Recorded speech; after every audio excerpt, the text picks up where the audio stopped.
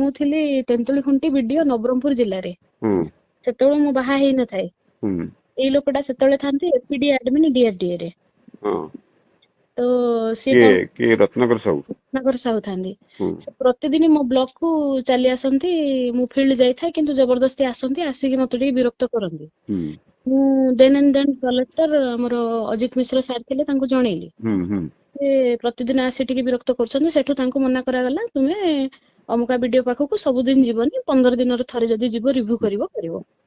ସେଠୁ ଭାଇ ସିଏ କଣ ହେଇଛି, ମୁଁ ତାପରେ ବଦଳି ନେଇଛି ସେଇ ଜିଲ୍ଲାରେ ହିଁ କଷାଗୁମୁଡା ବିଡିଓ ମୋର କରିଛନ୍ତି, କଲେକ୍ଟର କରିଥିଲେ। ସେଠୁ ମୁଁ କଷାଗୁମୁଡା ବ୍ଲକ କୁ ଗଲି। ସେତେବେଳକୁ ଦୁର୍ଭାଗ୍ୟକୁ ଏଇ ଲୋକଟା ପୁଣି ଏଡିଏମ ହେଲା, ପୁଣି କଣ ଧରାଧରି କରିକି ସେଇଠି ପିଡି ହେଇଗଲା। ସେଇଠି ତାଙ୍କର ଲଙ୍ଗେଷ୍ଟ ଟେନ୍ୟୁର ମୋର ଦେନ୍ 20 years। ସେତିକି ଭିତରେ ମ୍ୟାରେଜ ହେଇଯାଇଛି ଭାଇ। କାହାର ମ୍ୟାରେଜ ହେଇଗଲା? ମୋ ମ୍ୟାରେଜ ହେଇଗଲା।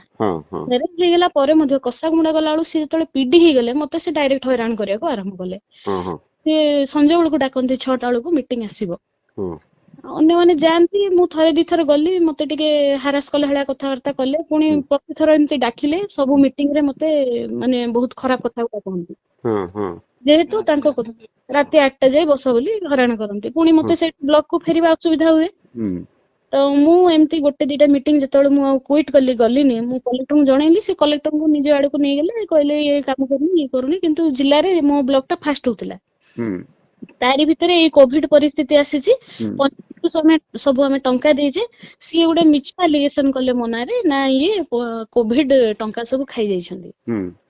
ସିଏ ଏମିତି ଯେତେବେଳେ କଲେ, ମୁଁ ସେଇ ଜିଲ୍ଲାକୁ ଛାଡିଦେଲି, ବାଧ୍ୟ ହେଲି। ଏ ଲୋକ ସହିତ ଆଉ ହବନି। ସେ ମତେ ସବୁ ମିଟିଂ ରେ ମତେ ଟର୍ଚର କରି, ହାରାସ କରିକି ଖରାପ କଥା ଗୁଡା କୁହନ୍ତି। ତାପରେ ସେ ମତେ ଏମିତି କଲେ, ମୁଁ ସେଇଠୁ ଜିଲ୍ଲା ଛାଡିକି କୋରାପୁଟ ଜିଲ୍ଲାକୁ ବଦଳି ନେଲି। କୋରାପୁଟ ଜିଲ୍ଲାକୁ ଯାଇ 2 ମାସ ହେଇଛି, ସେ ଜାଣିଲେ ଯେମିତି ପୁଣି ବିଡିଓ ହେଇକି ବସିଛି ନାରାୟଣପାଟଣାରେ, ଭଲ ହେଲାଣି, କଲେକ୍ଟରଙ୍କ ସହିତ ଭଲ ଟର୍ମ ଅଛି। ପୁଣି ସେଇଠୁ ସେ ଲେଖା ଲେଖି କରି ମୋ ନାଁରେ ମିଛ ଆଲିଗେସନ କରିକି କହିଲେ, ନାଇଁ 45 ଲକ୍ଷ ଖାଇ ଦେଇଛନ୍ତି କୋଭିଡ ଟଙ୍କା, ଆଉ ବିଡିଓ ନିଜେ ଖାଇଛନ୍ତି, ଏମିତି କହି ମିଛ ଆଲିଗେସନ କରି ମତେ ସସ୍ପେଣ୍ଡ କରେଇଦେଲେ। ତାପରେ ମୁଁ ଦୌଡିଲି ସିଏମଙ୍କୁ।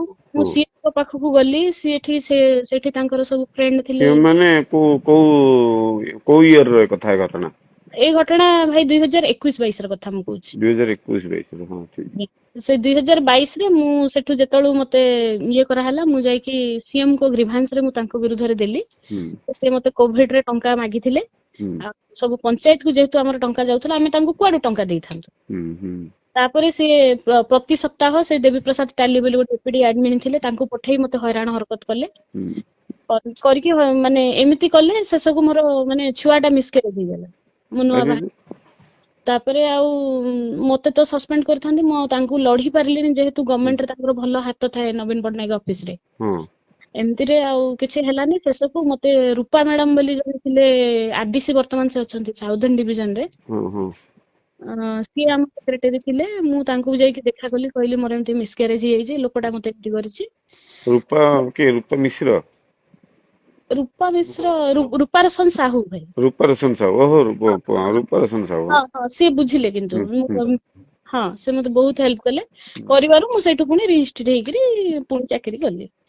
ତ ଇଏ ହାରାସମେଣ୍ଟ ଯେହେତୁ ମୋର ପ୍ରୋସିଡିଂ ଚାଲିଥିଲା, ମୁଁ ଆଉ କେସ୍ କରିପାରିଲିନି। ସେ ମିଡିଆ ଫିଡିଆ ଧରିକି ବହୁତ ହଇରାଣ କଲେ। କିନ୍ତୁ ପରବର୍ତ୍ତୀ ଡେଟରେ ମୋର ଡିପି ଟା ପୁରା କ୍ଲିୟର ହେଲା। ପୁରା ସବୁ ପ୍ରମାଣ ମୁଁ ଦେଲି ଯେ ମୋର ମାନେ ଟଙ୍କା ଖାଇବାର ମୋର କାଇଁ ସୁଯୋଗ, ଏ ତ ସରପଞ୍ଚ ମାନଙ୍କୁ ଦିଆ ହେଇଥିଲା ନା ଦାୟିତ୍ୱ, ସେମାନେ କଲେକ୍ଟର ଡିକ୍ଲେୟାର କରାହେଇଥିଲା। ତାଙ୍କ ମନି ସେମାନେ ହ୍ୟାଣ୍ଡେଲ କରୁଥିଲେ, ତ we are not responsible for that. କିନ୍ତୁ ଏଇ ଲୋକଟାର ଯେହେତୁ କୁଦୃଷ୍ଟି ଥିଲା, ମତେ ପ୍ରତିଥର ଯୋଉ ମାନେ ଖରାପ ଭାଷାରେ ଅଶ୍ଳୀଳ ଭାଷା ପୁରା ପ୍ରୟୋଗ କରିକି ମିଟିଂ ରେ ସବୁ ଗାଳି କରୁଥିଲା। ଆଜ୍ଞା, ଆଉ କରିକି ପୁରା ମେଣ୍ଟାଲ ହାରାସ କରିକି ଆଇ ଲଷ୍ଟ ମାଇ ଚାଇଲ୍ଡ। ଆଉ ମୋର ପ୍ରଥମ ଛୁଆଟା ଖରାପ ହେଇଯାଇଛି ତା ଯୋଗୁଁ। ଏବେ କୋଉଠି ଅଛନ୍ତି ଆପଣ, ଦାୟିତ୍ୱରେ କଣ? ଏବେ ମୁଁ କଳାହାଣ୍ଡିରେ ଥିଲି। ସେଠିକାର ଚେୟାରମ୍ୟାନ ସହିତ କଥାବାର୍ତ୍ତା କରିକି ପୁରା ମୋ ଗାଡିର ଡୋରରେ 5 ଲକ୍ଷ ଟଙ୍କା ରଖିଲେ। ସେ କେସ୍ ଟା ଶୁଣିଥିବେ ଆପଣ ଭାଇ? ନା ନା। ଏଇଟା ଗୋଟେ ଭିଜିଲାନ୍ସ କେସଟେ ହେଲା। କାହାର? ଭିଜିଲାନ୍ସ କେସ୍ କଲେ ଆପଣଙ୍କର? ମୋ ନାଁରେ। ହଁ। ପୁଣି ମୋ ଡୋରରେ ଟଙ୍କା ଥୋଇଦେଲେ। ଟଙ୍କା ଥୋଇକି କହିଲେ ଆପଣ ରଖିଛନ୍ତି, ତାର ବି କିଛି ପ୍ରମାଣ ନାହିଁ। ଟିକେ ହଇରାଣ ହରକତ ମତେ କଲେ, ମୁଁ ସେଇ ସସ୍ପେନସନରେ ରହିଲି ଆଉ। ଏବେ ସସ୍ପେନସନରେ ଅଛନ୍ତି? ଆଜ୍ଞା। ଓହୋ, ଏଇଭଳିଆ କଥା ଅଛି। ହଉ ଠିକ ଅଛି, ଏ କଥାକୁ ମୁଁ ଦେଖୁଛି କେମିତି କଣ ଆକୁ ଆଜ୍ଞା ତାର ତାର ପୁରା ଇତିହାସ ଭାଇ, ସେ ବଦମାସ ଲୋକଟା, ତାକୁ ବଢିଆ ହେଇଛି, ମାଡ ହେଇଛି। ସେଇଟା ତ ଅଲଗା କଥା। ମୁଁ ଏ କଥାକୁ ନେଇକି ଏ ରଖିବି, ଉପରେ ରଖିବି, କଥା ହେବି ହେଲା। ଆଜ୍ଞା ବ୍ୟସ୍ତ ସିଏ ହଉନି। ମତେ ହାରାସମେଣ୍ଟ କରିଛି, ମୋର ଛୁଆ ମରିଯାଇଛି ତା ହୁଁ ଯୋଗୁ। ହୁଁ କିନ୍ତୁ ହୁଁ ଯେହେତୁ ସେ ଏତେ ଡରଉଥିଲା, କଲେକ୍ଟର ତା ସପୋର୍ଟରେ ଥିଲେ, ମୁଁ ଆଉ କିଛି କହିପାରିଲିନି। ମୁଁ ଏ କଥା ହୁଁ। ଆସୋସିଏସନ କୁ ବି ଜଣେଇଥିଲି, ଆସୋସିଏସନ ମୋ ପଛରେ ପଡିନି। ନାଇଁ ନା, ତା ପାଇଁ ତାକୁ ଏବେ support ବି କଲେ, ତାରି ସାଙ୍ଗମାନେ ସବୁ ସେ ଆସୋସିଏସନ ରେ ଅଛନ୍ତି। ନାଇଁ ନାଇଁ ଠିକ ଅଛି, ମୁଁ ଏଇ କଥାକୁ ଇଏ କରୁଛି। ଭଲ ନାଁ ଟା କଣ କହିଲେ ଆପଣଙ୍କର? ମୋ ନାଁ ଭାଇ ଅକ୍ଷମିତା କାର୍ତିକ। ଅକ୍ଷମିତା କାର୍ତିକ। ହଉ ହଉ ଆଜ୍ଞା, ଠିକ। 2011-22 ଏ କଥା ନବରଙ୍ଗପୁରରେ ସମସ୍ତେ ଜାଣିଛନ୍ତି। ସବୁ ଷ୍ଟାଫ ଆପଣ ଯାହାକୁ ପଚାରନ୍ତୁ, ସେ ମତେ ବହୁତ ହାରାସ କରିଛି। ଆଉ ତାର ଇତିହାସ ଅଛି। ସେ ବରିଗୁମା ଜିଲ୍ଲାରେ ଥିଲାବେଳେ ତାରି ଯୋଗୁ ଜଣେ ସୁଇସାଇଡ କରିଥିଲେ ବ୍ଲକ ରେ। ହଁ ଆଜ୍ଞା, ଆରେ ସେ ଷ୍ଟାଫ କୁ ବହୁତ ହାରାସ କରେ।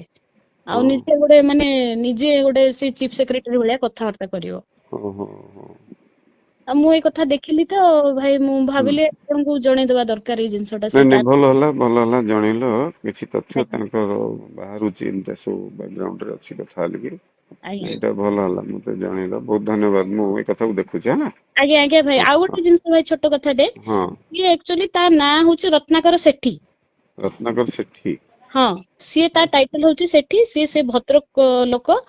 ଆଉ ସିଏ ଏପଟେ କୋରାପୁଟ ଜିଲ୍ଲାରେ ଜୟପୁରରେ OSRTC ରେ କଣ୍ଡକ୍ଟର ଭାବରେ କାମ କରୁଥିଲେ। ହଁ ଆଜ୍ଞା, ସେ ଆଗରୁ ବସ ରେ OSRTC ରେ ଥିଲେ। ହଁ ସେଇଠି କଣ୍ଡକ୍ଟର ଥିଲେ। ହଁ, ସିଏ ବସ୍ କଣ୍ଡକ୍ଟର, ସେଇଥିପାଇଁ ତା ବୁଦ୍ଧି ଯାଇନି ତା ହଁ କଥାବାର୍ତ୍ତା। ହଁ ହଁ। ସିଏ ବସ୍ କଣ୍ଡକ୍ଟର ସେଠି ଥିଲେ। ମାନେ କଣ ଏସି କ୍ୟାଟଗରୀ? ବୋଧେ ଏସି ଏସି ହଁ। ଏସି କ୍ୟାଟଗରୀ।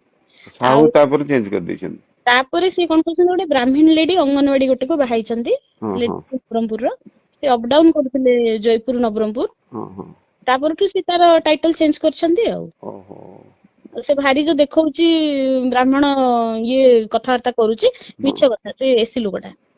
ହଁ, ହଉ ହଉ ଆଜ୍ଞା। ଠିକ ହେଲା। ଭଲ ତଥ୍ୟ ଯୋଗେଇଲେ, ବହୁତ ଧନ୍ୟବାଦ। ମୁଁ ଏଇଟାକୁ ଦେଖୁଛି।